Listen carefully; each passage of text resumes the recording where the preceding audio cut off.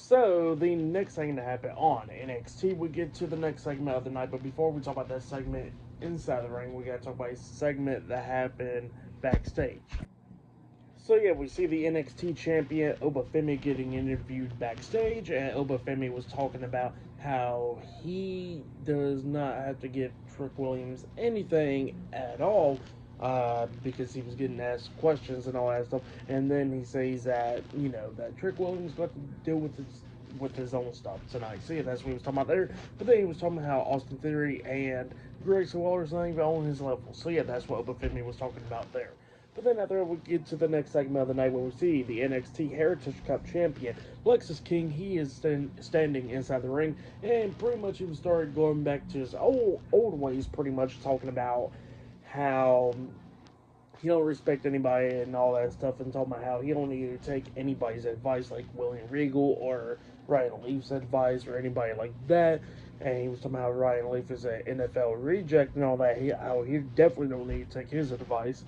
And then Lexis King was talking about his dad, Brian Pillman, talking about how he was a loose cannon and all that. But one thing he didn't know how to do was pretty much do anything that it takes to win.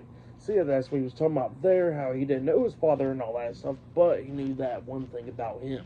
So yeah, that's what he was talking about there, and then he was talking about the NXT Heritage Cup Championship, how pretty much there is not going to be multiple rounds or anything like that. From now on, it's just going to be like a regular championship match. So yeah, that's what Lexis King was talking about there. But then he gets interrupted by Fandango. So yeah, Fandango returns tonight on NXT, and he comes out there and he was talking about how he has not even heard that theme song in forever, and it was great to come out there once again. But he is with TNA, and that his name is JDC. So yeah, that's what Fandango is saying there. That his name is now JDC, and that that he's with the system and all that stuff. But next week on NXT, he challenges Lexis King to a match for the NXT Heritage Cup Championship. So yeah, that's what JDC was saying there. So yeah, that's the match next week on NXT. But then after that, we see a season premiere, pretty much, of a video of the wild card, which will be on CW tomorrow night and all that stuff.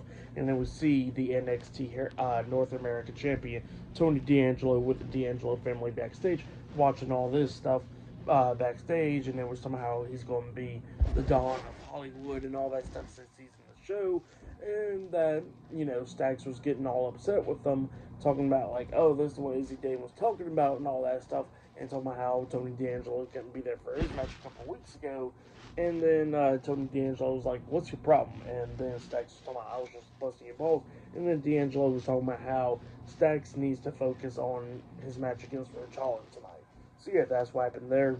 So yeah, we can see a little bit of tensions going on with the D'Angelo family there. But yeah, I'll see you guys later until the next thing that happens on NXT. I'll see you guys later. Till then.